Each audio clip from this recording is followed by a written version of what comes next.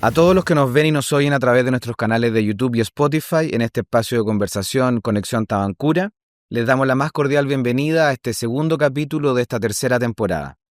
En un mundo de alta complejidad para la tarea de educar, que algunos califican de crisis o de emergencia, queremos seguir profundizando para tener más luces claras en este apasionante desafío que es la educación, sobre todo en la etapa escolar. Hoy día tenemos el gusto de estar con Catalina Siles. Catalina, muchas gracias por aceptar nuestra invitación. Muchas gracias a ti, Daniel, por la invitación. Bueno, la principal razón por la que quisimos traerte a nuestro programa, Catalina, corresponde a un hecho reciente que nos dejó a todos alarmados, preocupados. Chile registra una tasa de natalidad bajísima de 1,16 niños por mujer, la más baja de Latinoamérica, y además, con iniciativas como la nueva ley de aborto que se votará en el Congreso próximamente, o las escasas iniciativas para promover o proteger la maternidad y la familia, el panorama se ve negro, o aún más negro.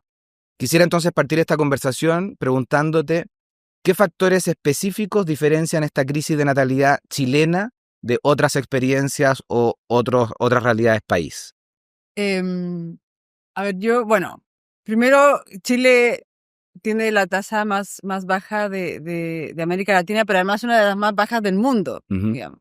En un continente, digamos, que va a la baja muy rápidamente, pero que supuestamente estaba más atrasado respecto a otras regiones, digamos, del primer mundo, el mundo más desarrollado, Europa, el hemisferio norte.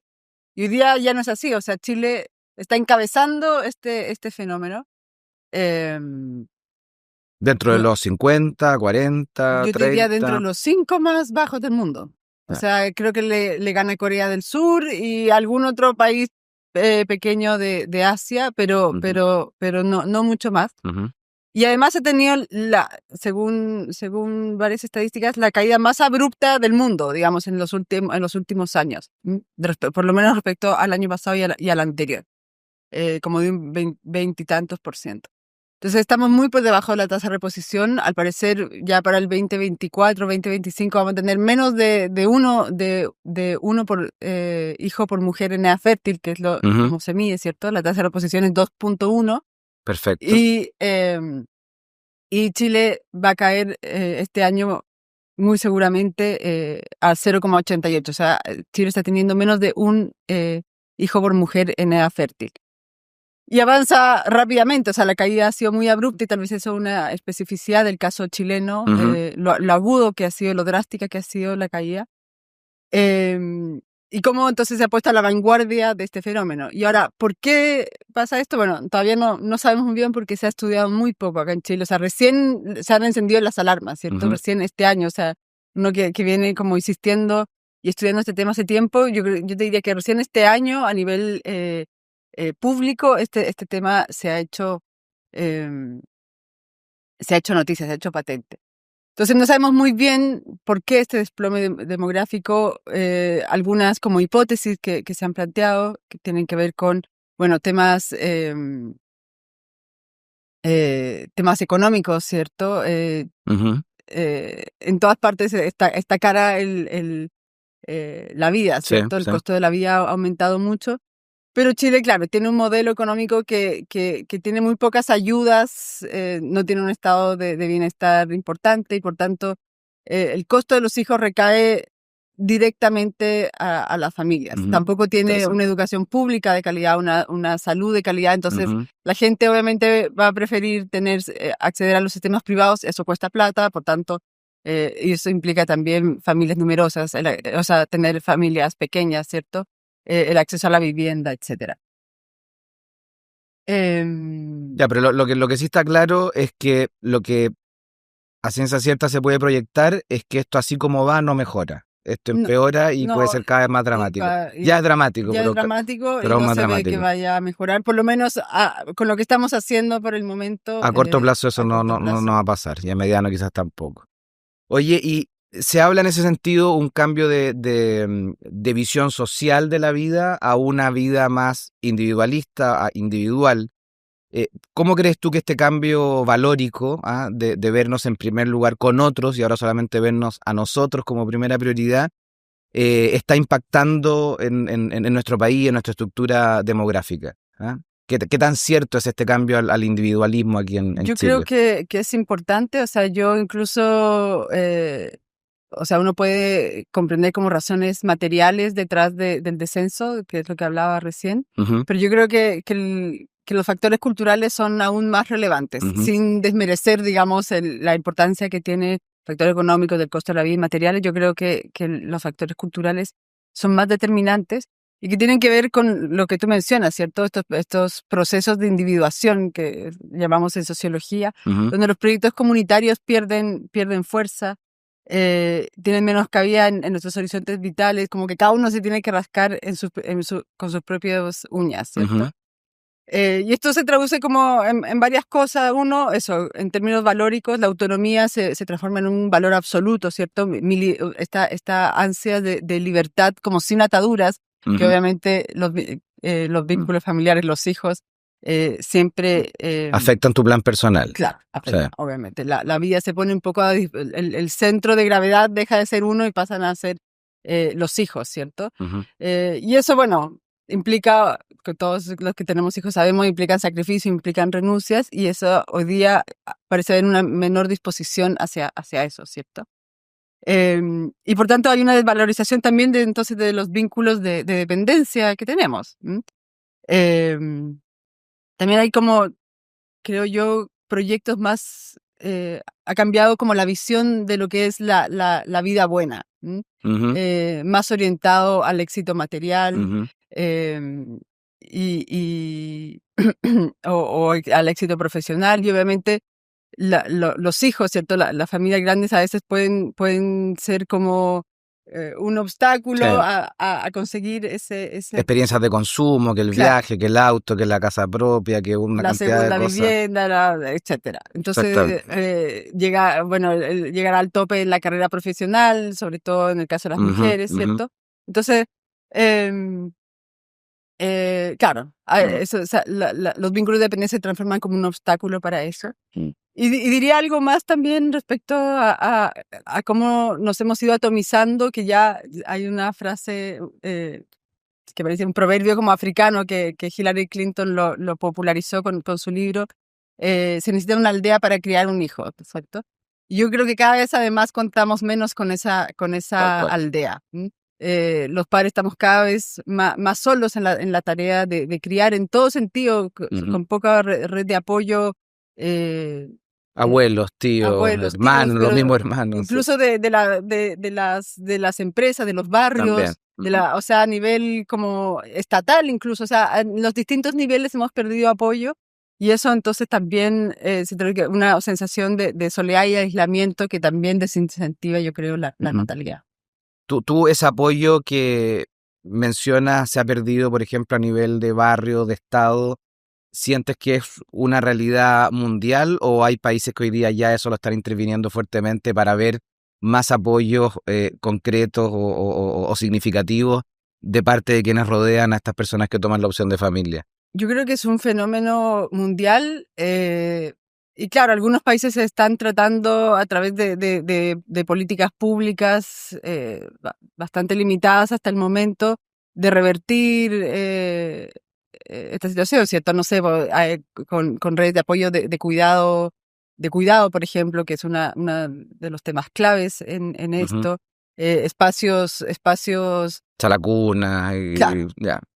Y por otro lado también, no sé, espacios de vida donde sea posible la vida familiar, parques, mejorar el transporte, todo eso que puede ayudar, pero sigue siendo espacio limitado, y la verdad es que yo creo que nuestras ciudades se están haciendo más bien cada vez más hostiles a tener hijos, por el tema de la inseguridad, por las distancias, la falta de áreas verdes, etcétera, como un crecimiento a veces desorbitado, y donde no sé, incluso ayer escuchaba ya no me acuerdo en qué programa, pero que se había puesto de moda estos como lugares sin niños, ¿cierto? Donde no se permiten niños, restaurantes, vuelos de aviones, vuelos de avión, etcétera. Entonces, pet friendly, pero no... Claro, pet friendly, pero no tiene que estar como Sí. pidiendo perdón para entrar a ciertos lugares porque tiene niños, ¿cierto? Oye, En Chile el 75% de los hijos nacen fuera del matrimonio, pero muchos dentro de relaciones estables. ¿Cómo han evolucionado los modelos familiares en Chile? Ha pasado, por ejemplo, en otros países que el matrimonio hoy día, religioso o civil, pasa a ser la alternativa de una visa, la alternativa de poder conseguir mayor estabilidad o ayuda del Estado. Hoy día, ¿eso en Chile ha tenido cambios significativos? Sí, o sea, en Chile, bueno, primero... ¿Este porcentaje en el fondo viene de cambiarse de qué realidad anterior o en qué minuto fue más radical este cambio? En realidad en Chile, si uno revisa como la historia larga de Chile desde la colonia hasta hoy día, como el modelo que nosotros llamamos tradicional, ¿cierto? Padre, madre, unidos por un vínculo formal, digamos, por el matrimonio y con hijos de ese matrimonio, ocupa un periodo bastante corto en la historia de Chile, más o menos desde la década de los 40 hasta los 70, 80, que empieza nuevamente a declinar. Hubo una política muy fuerte a nivel incluso estatal para formalizar las estructuras familiares, pero en general durante toda la historia colonial y los inicios de la República, la informalidad había sido la tónica, digamos, y con Tenemos unas cargas culturales, hay unas leyendas negras, claro, prácticamente. guacho, Exactamente. etcétera. Y en general, claro, era una estructura familiar caracterizada por la informalidad, o sea, muchas veces había uniones incluso estables, pero informales, pero también con una debilidad de la figura masculina, tanto como marido, esposo, Presencia. pareja y como padre. Una debilidad, eso ha sido como una constante en la historia de Chile. Y se logra como revertir de alguna forma durante la segunda mitad del siglo XX, donde se elevan mucho las tasas de matrimonio y de nacimientos intraconyugales, digamos. Y en la década de los 70, también con los cambios en el modelo estatal, etcétera, y como los incentivos que había para esto, vuelve a decrecer. Y ya, digamos, hemos vuelto como a niveles como como casi pre-republicano, digamos. Entonces tenemos tasas de matrimonio muy bajas. Y si uno incluso compara como la tasa de matrimonio con la tasa de natalidad, han ido bajando casi paralelamente, o sea, con la misma hay una intensidad. correlación ahí. Hay una correlación. Aunque tal vez no tan fuerte como en otros países donde, digamos, el matrimonio ha tenido como un lugar más preponderante. Entonces, claro, la mayoría de esos nacimientos que son fuera del matrimonio, que están cada vez naciendo fuera del matrimonio, nacen en relaciones estables, sin embargo, que son relaciones que son muy frágiles. O sea, hay muchas probabilidades de que esos niños en el transcurso de su vida sufran, digamos, un quiebre familiar, y de hecho hoy día casi 1 de cada 3 hogares en Chile son monoparentales de jefatura femenina. O sea, nacen en un hogar generalmente con 2 padres, pero es muy probable que terminen en un hogar monoparental y mayoritariamente jefatura femenina, lo que significa además... o sea, más encima a corto plazo, ni siquiera ya en su vida adulta, sino que sí, a corto plazo. Quizás en la etapa donde más los necesitaría, a ambos como figura. Y entonces eso obviamente desincentiva también la natalidad, porque las mujeres, claro, ya no están tan dispuestas a criar solas, porque además son ellas las que tienen que trabajar y cuidar, digamos, y obviamente ahí hay una dificultad. Puede ser obvio a estas alturas, pero en esa misma línea, ¿tú crees entonces que una adecuada equidad de género podría contribuir a tener más hijos, podría contribuir a una mayor confianza en, por ejemplo, el matrimonio, cosas relacionadas? Yo creo que sí, o sea, acá en Chile... Distribuir mejor las cargas, por decirlo así, para traducir en palabras prácticas equidad de género. Sí. Yo creo que sí, o sea, la evidencia en esto es bien variable, pero en general hay bastante correlación acá en Chile y en otras partes del mundo entre la equidad de género, o sea, como los nuevos roles que han asumido hombres y mujeres, tanto al interior de la familia como fuera de ella, y cómo esto puede repercutir en el número de hijos que estamos teniendo. O sea, entonces, claro, en la medida en que las mujeres pueden querer tener hijos, pero además desarrollarse en otros ámbitos, ¿cierto? Por ejemplo, en el mundo profesional, y quieren entonces como repartir los costos o las cargas que implica la crianza, ¿cierto? La maternidad y la paternidad. Eso podría incentivar... Poder tener un hijo, o sea, en el fondo decir, como tú me vas a ayudar y más de lo que el hombre estaba ayudando antes, bueno, me parece más posible poder tener hoy día, no sé, hoy día me fijaba en un estudio que hizo el ESE de la Universidad de los Andes que encuestaba, era sobre equidad de género, y encuestaba como que a hombres y mujeres le preguntaba ¿cuánto crees que repercute en tu carrera profesional o sea, si afecta o no a tu carrera profesional tener hijos? Y el 64%, me puedo estar equivocando un poquito en la cifra, pero era algo así, el 64% de las mujeres sentía que sí le afectaba y solo el 8% de los hombres decía que lo afectaba. Entonces, claramente hay una distribución... Más claro echarle agua. Claro, hay una distribución muy desigual de lo que implica la crianza de los hijos, que tiene que estar mejor distribuida de modo tal que las mujeres no sientan que todo el peso de la crianza está a ella y estén más dispuestas a tener hijos. Ahora... Algo dijiste tú que eso es poco lo que se ha hecho, son pocas las políticas realmente efectivas, pero hay algo que sí se pueda rescatar de lo que se está haciendo para fomentar esto, natalidad, igualdad, políticas que a ti te llame la atención. No se han hecho, pero se están planteando. O sea, hoy día está en plena discusión el proyecto de la cuna universal, ¿cierto? Que no afecte solo la empleabilidad femenina, sino que sea repartido. Se podría trabajar mucho más, creo yo, que no se ha hecho todavía en términos de flexibilidad laboral, tanto para hombres como para mujeres. O sea, hoy día, claro, uno como mamá pide permiso, no sé, para ir a hacer el turno, para llevar a un niño al doctor, ¿cierto? Pero un hombre lo pide y lo miran con cara de... Claro. O sea, hoy día incluso en Chile... Está el prenatal y postnatal para el hombre, así como poderlo sumar a esa política también. Claro, podría haber, por ejemplo, un postnatal masculino, tal vez no tan extenso como el que tenemos las mamás, que obviamente tiene un sentido específico que los hombres no pueden hacer, pero podría existir algo por el estilo. Pero incluso hoy día esos 5 días que se otorgan, digamos, de postnatal, solo no hay un estudio muy formal, pero las cifras de estudios que se han hecho dicen que menos del 5% se lo toma. Y la mayoría porque es mal visto en la pega. Entonces, tenemos un problema importante de que todavía no hemos entendido como sociedad el rol fundamental que tienen los padres en la vida familiar y en la vida de sus hijos. Sí. De hecho, algo relacionado también a eso es este fenómeno de la parentalidad intensiva, que algunos perciben como excesiva. ¿Podría explicarnos un poco este fenómeno y que podría tener que ver con la decisión de tener o no tener hijos? Esta idea de ser padre va a significar tanto, ser padre va a significar privarse de tanto. Me imagino que por esa línea va este fenómeno de la parentalidad intensiva. Claro, tiene que ver eso con la necesidad que hoy día se sienten los padres de destinar la máxima capacidad de recursos de todo tipo, ¿cierto? Económicos, en términos de tiempo, de energía, educativos a los hijos. Lo que muchas veces resulta en que la crianza entonces se transforma en una tarea como muy extenuante, ¿cierto? Porque hay que darle todo en todos los planos.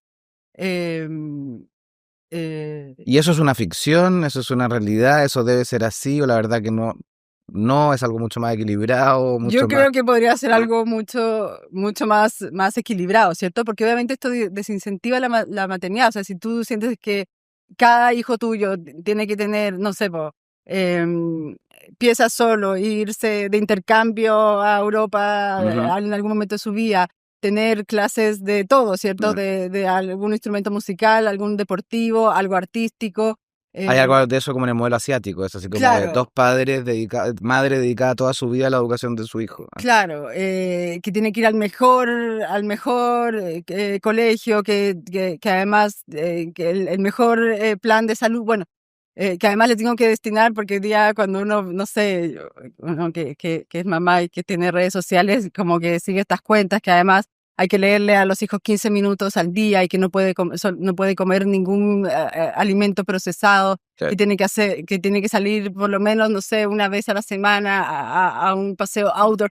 Y un poquito de Mozart y un poquito de multivitamínico y etcétera. Y entonces son cosas buenísimas y en general todo lo que he mencionado es muy bueno y todos queremos darle lo mejor a nuestros hijos, solo que cuando se transforma en una tarea, digamos, que se transforma en algo tan abrumador, que se ha cambiado, que es mejor, digamos, tener un hijo para poder darle todo en vez de tener varios hijos y que tal vez no le voy a dar todo en ese sentido, en el plano como más material, pero tal vez el mejor regalo que le pueda dar es un hermano, por ejemplo, por supuesto. Entonces ahí uno dice, bueno, tal vez menos intensidad en uno solo y entonces ponerle prioridad a las cosas que tal vez valen más la pena, que son más importantes para los hijos, en términos tal vez como afectivos. Y esa intensidad a veces va de la mano de ser más aprensivo, niños frágiles, niño cristal o todas estas cosas que de todas maneras están relacionadas. Claro, tengo que solucionar todos los problemas, lo tengo que llevar a todas partes. No se puede enfermar, cosas así. No se puede enfermar, no puede perderse una. Entonces, claro, todo eso hace que la carga para los padres sea extenuante, muy abrumador y por tanto es sin sentido la maternidad. Yo creo que hay que replantearse entonces un poco, no sé, mi mamá por lo menos siempre nos dice que tuvo 8 hijos, nos dice, bueno, con razón no quieren tener más porque los veo tan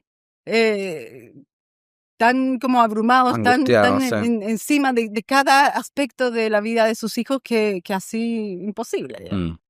Sí.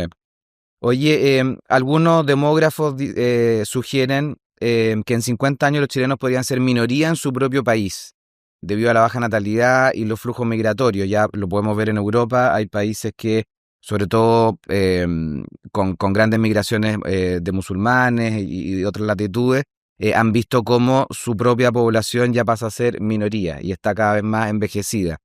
Aquí en Chile, que esto ha sido un tema que ha estado sobre la mesa en estos últimos años con mucha fuerza, el tema de la migración, que tanto se abren y no se cierran las fronteras, que tanto beneficia o no beneficia al país tener un flujo de migración permanente. ¿Es así el escenario, el que podríamos ser el día de mañana un país de menos chilenos y más migrantes? O sea, a mí no, como que no me extrañaría nada. Yo no, digamos, le creo a Jesús como Villaverde, creo que fue el que sacó esa cifra hace unos tiempos en una entrevista en el Mercurio. No me extrañaría tanto pensando en lo que hablábamos, ¿cierto? Que la tendencia va hacia la baja, menos de un hijo por mujer por afecto. O sea, que hay un porcentaje importante de mujeres chilenas que no están teniendo hijos, con una tasa migrante importante que sigue creciendo. ¿Y por qué el migrante sí opta por eso y el local, por decirlo así, no? ¿Qué hay en el migrante en su condición? Quizás tú como socióloga lo sabes. ¿Qué hay en él? Que hay una mayor tendencia a optar por eso de que tu familia crezca en el lugar al que tú llegas. En general yo creo que tiene que ver mucho con la propia como cultura de origen, o sea, todavía las personas que están migrando a Chile vienen de otras partes de América Latina que son otros vecinos, sí. Claro, que tienen tasas en general en sus países más altas que la nuestra, digamos. Entonces como que, y si uno piensa en Europa, por ejemplo, claro, las poblaciones musulmanas en general tienen una tasa una tasa de natalidad más alta por temas culturales que luego van y replican en el país de destino, ¿cierto? Y yo creo que eso está pasando aquí en Chile, o sea que provienen de países que tienen una tasa de natalidad más alta y por tanto van a replicar esa tendencia en Chile. Pero además yo creo que, tener hijos, aquí tenemos jus solis, ¿cierto? O sea, la nacionalidad viene con el nacimiento de un hijo y obviamente eso trae beneficios si tú pretendes quedarte acá, ¿cierto? Pero también hay que saber que esta tendencia de la población migrante se cambia en la generación siguiente. O sea, en general es la generación que llega, la que mantiene tasas altas, pero la generación siguiente va a replicar las mismas tasas, digamos, de la población nativa, de la población chilena. Entonces, tampoco mucha gente lo plantea como que esta es la solución, como traer población migrante es la solución a los problemas, al desplome poblacional, pero es una solución a muy, muy cortito plazo porque la generación siguiente ya vuelve a las tendencias locales. Voy a mezclar quizás muchos temas acá, pero a mí me parece que pueden estar relacionados, que es lo siguiente. De la mano también esto hablamos de los migrantes. Hay países que están en conflicto, como por ejemplo Israel, y que tiene una tasa de natalidad mucho más elevada que la de nosotros. Podrá ser que eso es un factor religioso, podrá tener que ver con eso. También hay una relación entre que en espacios con mayor presencia de la religión o de la espiritualidad, y hablamos no solamente de Israel, también lo mismo que estamos hablando de los musulmanes, también en países como África, donde el catolicismo también ha estado muy pujante.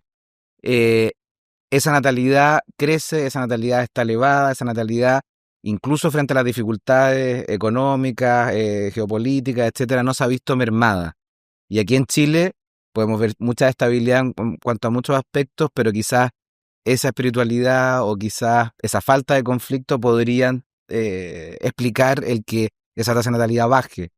No sé si estamos mezclando muchas cosas, sí. pero a ver qué se podría decir con respecto a eso. Sí, es bien interesante el caso de Israel. En general, bueno, en todas partes está bajando, pero en estos países, digamos, por ejemplo, Israel, que es un caso muy interesante porque es el único país de la OCDE que todavía tiene una tasa de reposición más alta, o sea, superior al 2.1. Pero incluso en países como musulmanes, africanos, que siguen teniendo tasas altas, pero también han bajado, pero que tienen que ver con lo mismo, ¿cierto? Con lo mismo que está pasando en otros países, solo que en un ritmo tal vez más lento, que tiene que ver con una creciente secularización. Por un lado, o sea, son muchas cosas, pero algo que tú mencionabas ahí, que yo creo que, o sea, los estudios muestran que hay una relación muy directa entre el factor religioso y las tasas de natalidad. En general, claro, hablábamos del sentido de la vida, ¿cierto? Del sentido de la vida buena. Bueno, entonces la religión o tener un sentido de trascendencia da a las personas la capacidad o un sentido a los sacrificios que implica tener hijos, ¿cierto? Que necesariamente implica tener hijos. Otro sentido de la vida, tal vez creo que hay un creciente también pesimismo, con razón, digamos, respecto ¿Para qué voy a traer un hijo a este mundo, por ejemplo? Claro, a la crisis mundial y local que estamos viviendo, también en el entonces, bueno, el factor religioso es de alguna manera un antídoto contra ese pesimismo. Bueno, incluso con todas las miserias que tiene el mundo y que ha tenido siempre, en realidad, si uno cree que está en un momento muy, muy crítico, pero si uno revisa la historia. Sí, no es ni el primero ni el peor. Ni el primero ni el peor. Sí, por supuesto. Y la gente ha seguido teniendo hijos igual, pero bueno, tal vez lo que falta hoy día es un sentido, digamos, de trascendencia que sea capaz de ver más allá de la crisis y que incluso en todas las dificultades y miserias que podemos estar viviendo, bueno, la vida humana vale la pena vivirla, ¿cierto? Como que es el mayor don que uno puede recibir, y dar la vida a otro, bueno, también, ¿cierto? Y eso, en el caso de Israel, bueno, todavía tiene una población religiosa fuerte, importante, y yo creo que eso ha ayudado mucho, digamos, a que mantenga tasas de natalidad altas. Imagino que eso también está relacionado con matrimonios más estables o sí, también, sí, tiene que ver con claro, con todo con una toda una estructura social y cultural. Y toda una estructura, un ecosistema social, digamos, que favorece la natalidad, porque además Israel tiene otra cosa también, que tiene como una identidad, una conciencia de pueblo muy fuerte, digamos, un pueblo que ha sido históricamente, milenariamente perseguido, digamos, y hace poco casi diezmado, ¿cierto? Para ellos la natalidad, digamos, obviamente es un vehículo fundamental para expandir al pueblo judío, al pueblo de Israel, ¿cierto? Y además, claro, esto unido a un tema religioso también, que es cultural, que desde Abraham, digamos, que la natalidad, la descendencia ha sido vista como una bendición. Por supuesto. Y al contrario, digamos, no tener hijos. La infertilidad era un castigo. Exactamente. Y yo creo que ellos de alguna manera lo siguen viendo de esa forma. Y siguen teniendo eso que tú citaste al principio de la Hillary Clinton, una aldea en ese sentido. Claro, Así que y entonces esa aldea que una aldea, más allá de que incluso que tienen costos de vida altos y todo, bueno, tienen como un ecosistema, una aldea que favorece entonces la vida familiar. ¿Qué tanto ha afectado? Hablemos de cosas nuevas que están pasando hoy día. ¿Qué tanto está afectando, por ejemplo, cuestiones ideológicas, el ingreso del feminismo hoy día, políticas o nuevas opciones de los jóvenes como el de la vasectomía, que en países ha subido al 100, al 200, al 300% en menores de 25 años. Aquí 900. Aquí 900%, imagínate. Entonces, todo este tipo de cosas que, digamos, hoy día están más presentes o son más novedosas o están más extendidas, solamente por poner dos ejemplos, el discurso feminista que habla mucho de es tu cuerpo y en ese sentido tú tomas la opción y es muy válido e incluso podría ser muy bueno para ti y tu realización como mujer, no tener hijos, bueno, sin querer hacer mucho más que dar un dato, más que un juicio. Y con respecto a ese joven que dice yo no estoy preparado o no quiero ser un padre, algunos incluso dicen mejor que una persona así no tenga hijos y que se haga la vasectomía. Claro. Ya, pero este tipo de fenómenos, ¿qué tanto están afectando? Porque son más de este tiempo que de momentos anteriores. Sí. A ver, respecto al feminismo y cómo puede estar afectando la decisión de las mujeres, que es en general es interesante que tú pongas, después también vamos a hablar de lo que sucede con el hombre, con los hombres, ¿cierto? Porque en general cuando uno estudia este tema o se pone el foco como en la decisión de las mujeres, como si solo recayera ya cuando sabemos que el factor, o estamos entendiendo cada vez más que el factor masculino es muy importante. Pero respecto a las mujeres y el rol que ha jugado el feminismo en esto, sin duda ha sido importante, ¿cierto? Sobre todo el feminismo en sus orígenes tuvo una tradición muy importante pro maternidad. De hecho, surge muy fuertemente con eso, o sea, con un ideal de reivindicar la maternidad que era, digamos,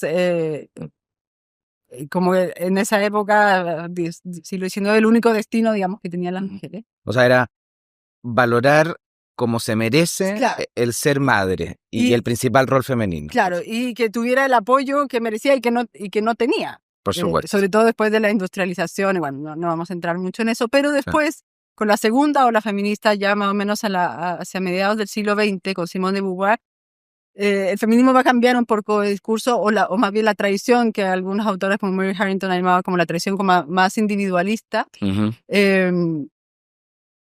Va más bien tener una mirada mucho más crítica, o al menos o crítica o indiferente hacia la maternidad. Crítica porque va a ver en la maternidad, en parte con razón, digamos, como la razón de la subordinación femenina. O sea, porque las mujeres son madres, a las mujeres se les ha impedido históricamente desempeñarse en otros ámbitos, ¿cierto? La participación en el ámbito público, digamos, y se la ha destinado solo al hogar. Y eso... Además de, en el caso de Simone de Beauvoir y de otras, la pérdida de tu libertad sexual, que el hombre sí la podía tener. Claro, importante. Bueno, además.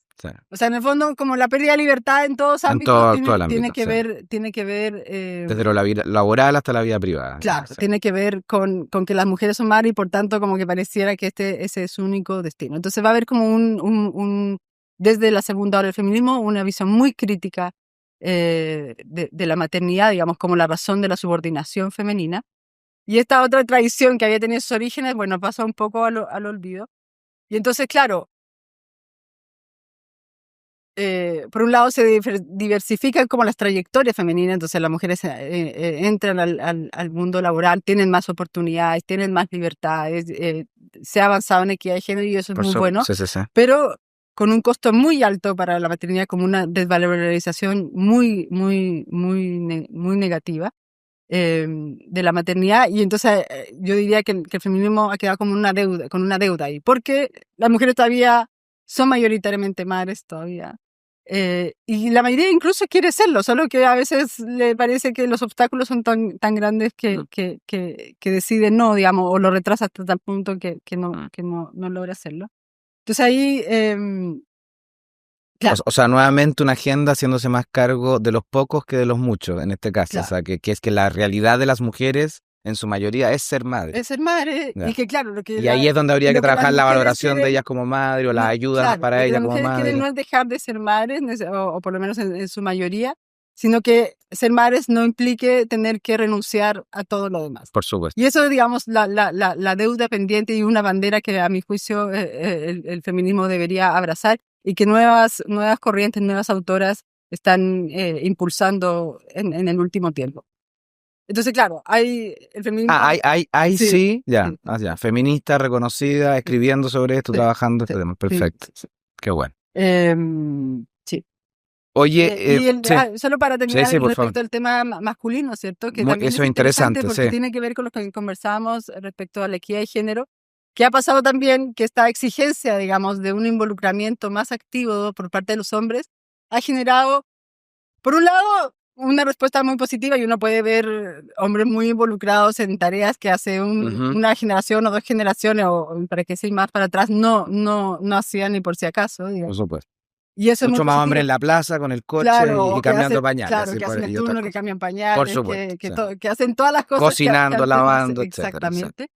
Entonces ha tenido como un resultado positivo, pero al mismo tiempo ha desincentivado también la paternidad. O sea, este aumento, digamos, del 900% en las cifras de vasectomía en hombres jóvenes, incluso sin hijos, también tiene que ver con eso, ¿no? No están dispuestos a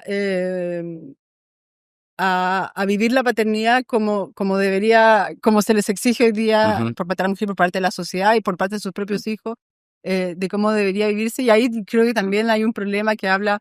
Entonces, de hecho, hay algo mucho más problemático y profundo y permanente que lo que podría ser un preservativo, eso de todas maneras, claro, una decisión como esa. Claro, es una decisión, exactamente. Entonces también hay que preguntarse, bueno, ¿por qué, digamos, también, no solo porque las mujeres no quieren ser madres, que ya hablábamos, ¿cierto?, por el costo en otros ámbitos, sino también porque los hombres también están decidiendo de forma importante no ser padres. Y muchas de las decisiones tienen que ver con lo que tú ves, con lo que tú experimentas. Quizás que están viendo hoy día en ese matrimonio, lo que estamos hablando, quizás un poco estresado, aprensivo, o en ese tipo de problemática, también en la falta de ayuda, el costo de la vida, y eso es lo que lo está... Y también la pérdida de libertad.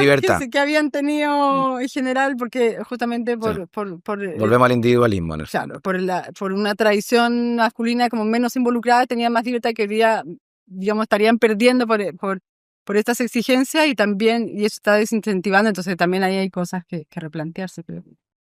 Es tradición, Catalina, que al ir cerrando la conversación, le preguntemos a nuestros invitados si es que tienen alguna recomendación de lectura, algún programa, algún podcast o algo en lo que nuestros auditores pudieran seguir profundizando o encontrando buenas ideas sobre este tema tan interesante. Mira, me gustaría recomendar un libro de una economista norteamericana que se llama Catherine Pakaluk. El libro se llama Hannah's Children. Y ella hace el ejercicio contrario de lo que uno suele hacer cuando estudia estos temas, que ella estudia las familias numerosas. Ella hace un estudio de casos, entrevista a 50 mujeres norteamericanas, todas universitarias, que tienen 5 o más hijos, con distintos niveles socioeconómicos, pero y en distintos estados con 5 o más hijos. Y ella, en el fondo, lo que quiere hacer es entender por qué en un contexto como también es el de Estados Unidos, que hoy día también tiene una tasa parecida a 1.5 más o menos, por qué en un contexto de una tasa de natalidad decreciente, con una tasa de 1.5 en ese caso, hay mujeres, hay familias que todavía persisten, digamos, en tener muchos hijos. ¿Qué hay detrás de eso? En el fondo, para entender por qué hay gente que no quiere tener hijos, ella quiere entender por qué hay gente que sí quiere tener. Exactamente. ¿Qué hace que haya gente que sí quiere tenerlo en un contexto en que muy pocas personas quieren tenerlo? Muy interesante. Y bueno, presenta datos muy interesantes a partir de estas entrevistas, pero una de sus conclusiones principales tiene que ver con lo que hablábamos del tema valórico y el tema de la trascendencia. Dice, al final, estas mujeres, digamos, valoran tanto la vida humana, el valor de los hijos, digamos. El valor de los hijos es de tal magnitud que están dispuestas, digamos, a todos los sacrificios que implica tener hijos, a todas las renuncias que implica, a todos los dolores, pero también son muy conscientes de las alegrías. Del regalo. Del don que implica tener una familia, tener hijos, de la contribución a sus propias vidas, digamos, de cómo enriquece sus propias vidas, la vida de sus familias, de sus hijos, o sea, para lo que es para sus hijos tener muchos hermanos. para la familia ampliada, ¿cierto? Que además había sido una tradición muy latinoamericana que hoy día estamos perdiendo y también que tenía una importancia en Estados Unidos que también se ha ido perdiendo, como la gran familia que había sido la red de apoyo. La contribución que uno puede hacer en ese nivel y la contribución social que implica tener hijos. Y que esas mujeres son muy conscientes de todos esos planos. Y entonces, digamos, no es que tengan muchos hijos porque les sale muy fácil o porque tengan todos los recursos habidos y por haber, sino justamente por esta conciencia del valor que tienen los hijos. Y yo creo que, por lo menos a mí me hizo pensar mucho, nos puede hacer pensar mucho como a nivel individual y también a nivel comunitario y social de qué estamos haciendo entonces para robustecer este tipo de valores, ¿cierto? Y que el valor de los hijos siga siendo algo fuerte, digamos, que nos lleve a tomar la decisión de seguir teniendo. No, vamos a buscarlo de todas maneras. Imagino que por Amazon lo podemos conseguir para que esté en nuestra biblioteca y también para que los papás que quieran lo puedan ir, buscar y comprar. Oye, bueno, Catalina, estamos llegando al final de esta conversación. En mayo de 2023, durante la tercera edición de los Estados Generales de la Natalidad en Roma, el Papa Francisco afirmó que el nacimiento de los hijos es el principal indicador de la esperanza de un pueblo. Señaló que la baja natalidad refleja una falta de esperanza y llamó a implementar políticas que apoyen a las familias y fomenten la natalidad. Espero que esta conversación contigo, Catalina, nos ayude a todos a tomar conciencia del desafío que tenemos por delante como sociedad, a hacer frente a la cultura individualista y desde nuestra vereda apoyar las políticas familiares, acoger la vida y ser testimonios vivos del valor de la opción de ser madre o padre. Muchas gracias, Catalina. Ha sido muy interesante, muy valioso poder conversar contigo. Muchas gracias, Tiana. Muy bueno, muy interesante. Y a todos ustedes, seguidores de este espacio, muchas gracias y será hasta un nuevo capítulo de Conexión Tabancura.